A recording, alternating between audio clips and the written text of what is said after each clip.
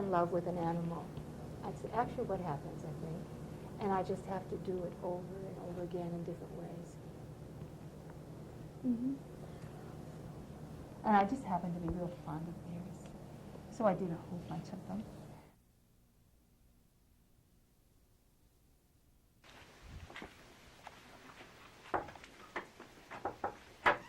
Oh, hello. I'm Nancy. I'm Corey. And Come in. Come in. I'm glad you could come today. And this is our welcoming friend. And this is the studio up here. Well, you know, the last few years I've been working on a series having to do with caves and cave drawings and animals who live in caves. And it started by just reading two wonderful books, which I can give you the names of afterwards because I know you'd both be interested in. And so I did a whole series of 10 paintings of bears in caves.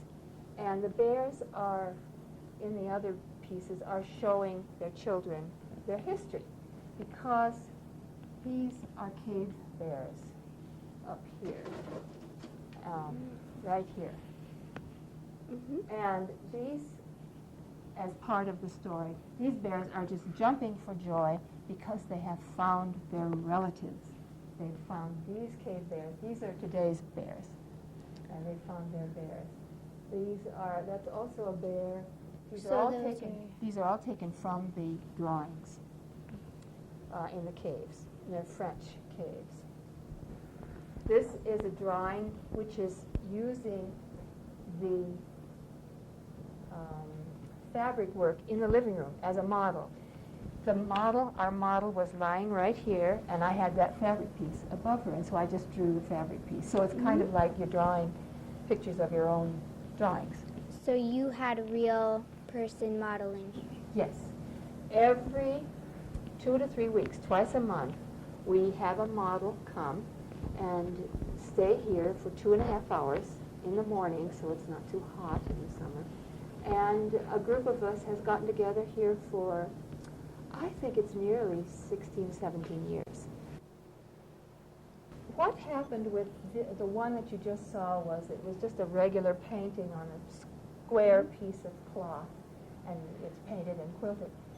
But I decided after finishing 10 of these, this is number 8, that I tried to put all the information on the cougar herself or himself. And so I tried that, and I've done this whole series, and you've seen some of the cards, I think. And so all of these are from cave drawings. This stuff, these hands are everywhere. This is a type of bird, and the news, and this is another bear here, horses. And these strange dots are everywhere in the caves with this shape here. And no one knows what that's about. In the reading I've done, people just can guess. That's all. We have no idea. I have a question. Did you actually go to the caves or look at photographs of the caves that you got your drawings from? I have not gone to the caves. I've used photographs. The books are right there, and they're excellent. A friend of mine has gone to the caves. What happens with the cave at Lascaux, which is a very famous one, is that you do have to go through the French government. This is called cougar turning. So that window shape is sometimes seen in cave paintings? Mm-hmm. It's right there. Really? There you are. Yeah, maybe we'll want to take a picture of that. But it's, yeah, they aren't real large. But I guess almost all cave art has hand signs. I mean, in South America, too. People just need to put their hands on the walls and do that. Now, I left this one up. This is what I'm working on now. It's totally unfinished. And I decided, gosh, I've done the cougars. I think it would be nice to try to make this all work with a human being. And so that's what I'm trying to do here, to make this piece work. These are the oldest known signs made by humans. They're 77,000 years old. They were inscribed on a rock it's from, they're from a cave in South Africa. And so I thought, well, I'll put those on. The Chauvet Cave and the Lascaux Cave are more recent. Chauvet is 30,000 years ago, and Lascaux is about 15. So the cave things were happening during the Ice Age. And I just happened to be real fond of bears. So I did a whole bunch of them. And I work with photographs, with actual, going to the zoo and drawing from the bears in the zoo, but largely from photographs. I would love to have a bear in the studio, but it's not too practical.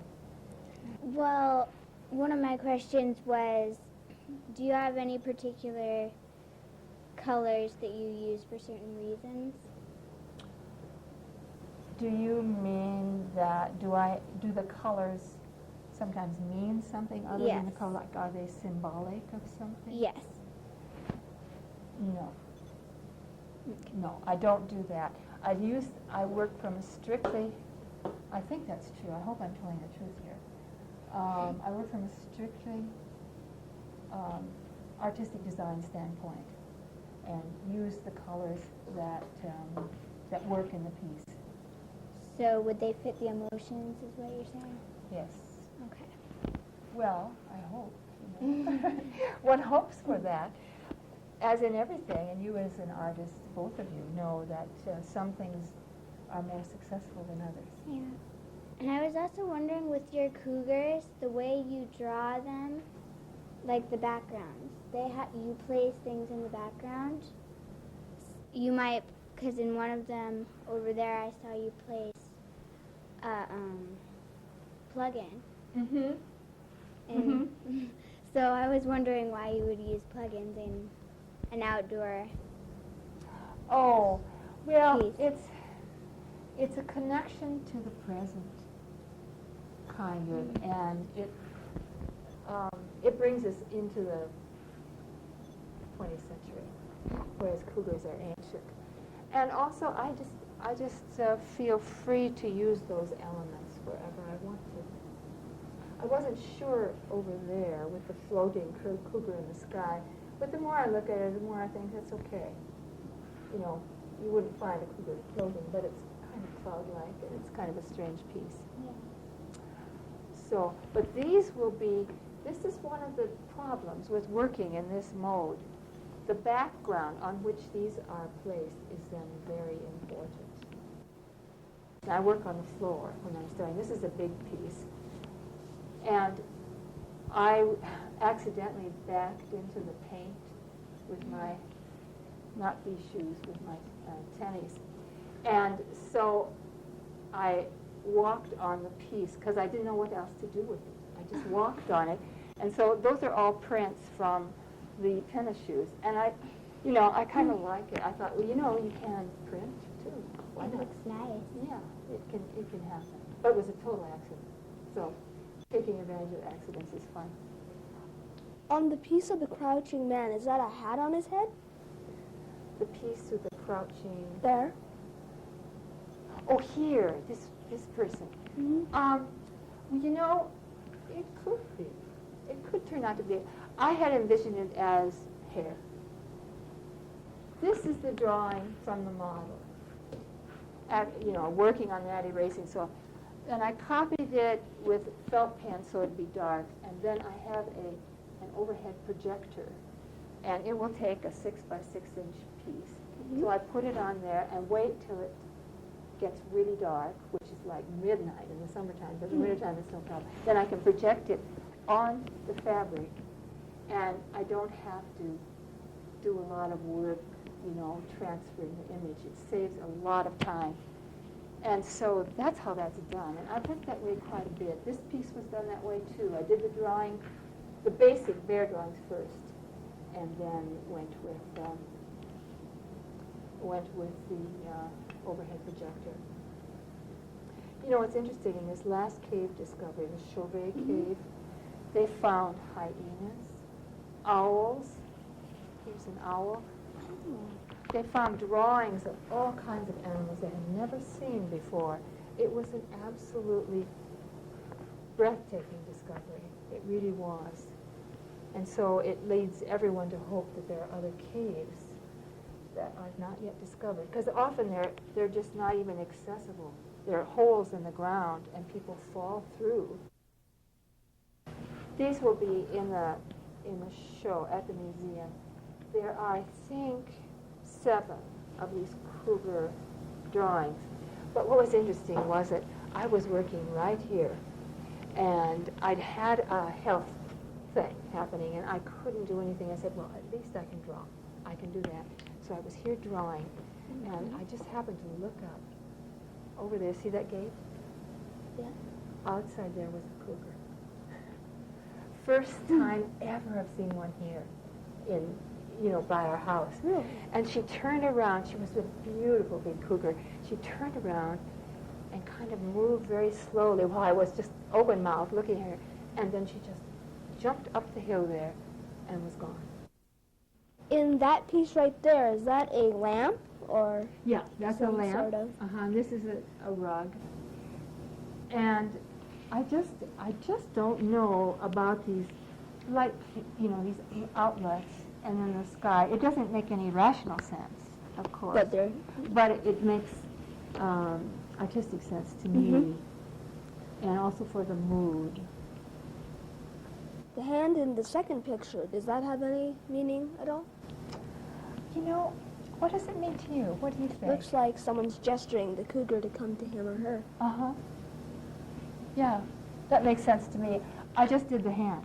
I didn't think about it in terms of drawing the cougar in, but that makes sense. I was looking for the cougar, actually, so it's all right.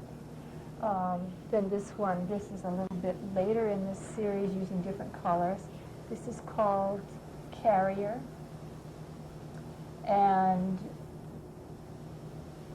that one I had difficulty with the clouds a little bit. And this is called Household. Again, the house and the hands are like a benediction, I think, a little bit. This piece just grew. I had no idea what was happening. I just kept working on it and added things. As you know, that's how it happens. You just keep adding things or subtracting things. When you were younger, was doing art one of the career choices you had in mind? It was. When I was your age, I did a lot of drawings. I lived on a ranch, and I had lots of free time. That's what it takes. So are you thinking about careers and already at age 11? 10 or 11? You like to draw. Uh-huh. Well, as for me, I've been tied between a few careers, but art's been one of them because I scored a 98 on an art test that I did. Oh, And I'm underage. So they have a test for art, and you took it too. No, I don't remember if I did. So, and I have another question with the, when you do these paintings, you have the cougar sometimes in, like, sort of a house setting, and then others you put a human figure in an animal setting. So why do you think you do that? Well, all of the work I've done, and of course it's hard for you to see because you haven't seen the earlier cards of the work, all of it has to do with the integration of human beings into the landscape with other animals. And sometimes they'll be together in a scene like this, sometimes without the house, sometimes with the house. But the work I did about 15 years ago all had to do with the figure. And at the time I was working with a capybara, the world's, do you know capybaras? Do you? Oh, I'll give you one of my cards of that piece. The world's largest rodent. Yes. Yes, it's so exciting. And I have one more question. We noticed in a few other of your paintings and drawings, there have been stools and, of course, the outlets. We were wondering if you actually have those in your studio. Yeah. I always look at that stool. see how crooked it is now? Oh. That's the stool, and right behind that drawing there is the outlet. So just an ordinary outlet. So yeah, it's kind of nice to just draw the things that are here. The Cubists did that all the time. So did Matisse. All of his things are done in the studio. He just drew the objects, painted the objects. You always have a source of information that way. Over the years, how do you think your art has changed? That's an interesting thing to say, because what I do is kind of loop back. The subjects remain pretty much the same. I mean, animals, the human figure. And I will probably always work in fabric because I'm part of an organization there, and it's a contact for me with the outside world, versus my bear paintings and these, for instance. I fall in love with an animal. That's actually what happens, I think. And I just have to do it over and over again in different ways. Mm-hmm. What things haven't changed, do you think? What things haven't changed is that I am interested in the integration of all animals with the earth. And we are so much losing that. All over the world it's happening. And it's tragic, really, because the great big mammals need a lot of room. Lions need a lot of room. Rhinoceroses need a lot of room. And they're losing it. They're losing it. And so I'm interested in solving some of those problems and paying attention to those problems and hoping that we can do a little bit better with those situations. Out of all your paintings, would you have a favorite? You know, I've asked myself that too. That if I had to grab one, when the fire comes down, you know, if I had to grab one, what would I grab? Yeah. And it would be hard. Right now in this room, what would I grab? I like that gray one, the great gray cougar, a lot. But what happens is that I usually like the piece I just finished. We were wondering if any of your quilt pieces, if you actually use them in real life, or are they just for show? I made one for us, for my husband and me, that matches our room, kind of. And it was made strictly for the bed. And I have the earlier ones, some of the early ones left too. And they can be used on a bed. But the problem is this, and you can see it. I work on the wall a lot as well as on the floor. And so the pieces read well on the wall. When you put them on the bed, sometimes they don't read as well. You can't tell what's going on as well. Yeah. Did you used to sew when you were a child? I did. I loved sewing. We had a treadle machine, and we lived on the ranch, and it worked great. And my mother sewed a great deal too. So I enjoyed the process, and I liked the result, and I liked making clothes. It's fun. This is where I do the drawings. This is my industrial machine here. And the reason I got it is that it is 3 times as fast as my Viking machine. And I've just found it to be a great help. And also the zigzag stitch is about this wide. So you can actually make a line with this machine. One of my questions, do you have anything to say to 5th graders who will be coming to your art project museum next year? To take a tour? To take a tour next October, November, December. Oh, I would just say we are delighted that you come, and that just relax and let the painting soak in, and ask your friends questions. Ask questions all the time. If I'm there, I'll try to answer them, certainly. Well, thank you for giving us a tour of your studio. You are most welcome, and I look forward to seeing you at the show. I'd be glad. Come to the slide talks too, if you can.